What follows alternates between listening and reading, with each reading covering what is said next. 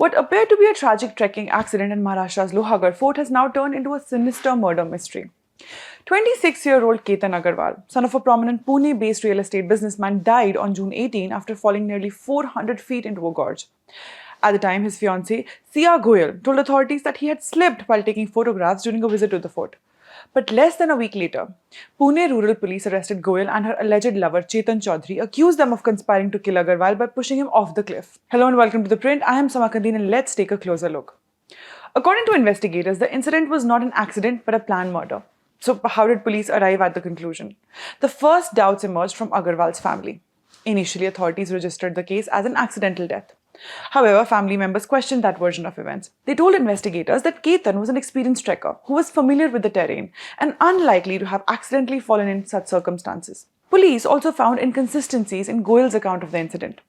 As investigators began reconstructing the events leading up to June 18, they found that Lohagad fort had featured repeatedly in the couple's recent plans. According to the police, Goyal had visited the fort with Agarwal on multiple occasions before the fatal trip. Investigators believe these visits were part of preparations for the alleged crime. Their attention was then drawn to another individual.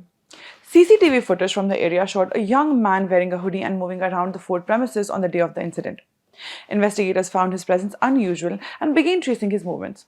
That individual was later identified as Chetan Chaudhary. Police say Chaudhary arrived at the fort before Agarwal and Goyal and followed them after they began climbing. The investigators also claim that he left his own mobile phone at home and carried another person's phone to avoid location tracking while remaining in contact with Goyal through WhatsApp. According to the police, these actions indicate prior planning and an attempt to conceal his movements. Investigators also revisited an incident that took place earlier this month.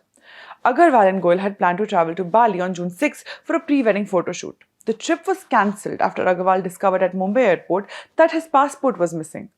Police now allege that Goyal had secretly taken the passport, destroyed it and discarded it. Investigators are examining whether that incident formed part of a larger conspiracy against Agarwal. Based on the evidence collected so far, police believe Goyal did not want to go ahead with the marriage because of her relationship with Chaudhary and viewed Agarwal as an obstacle. Both accused have now been arrested on charges of murder and criminal conspiracy.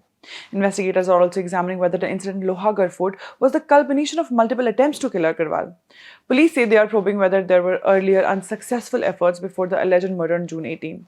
The case has shocked Pune's business community, not only because of the nature of the allegations, but also because the accused and the victim were engaged to be married later this year.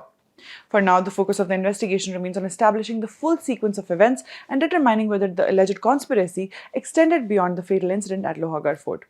Thank you for watching. For more such updates, keep following ThePrint.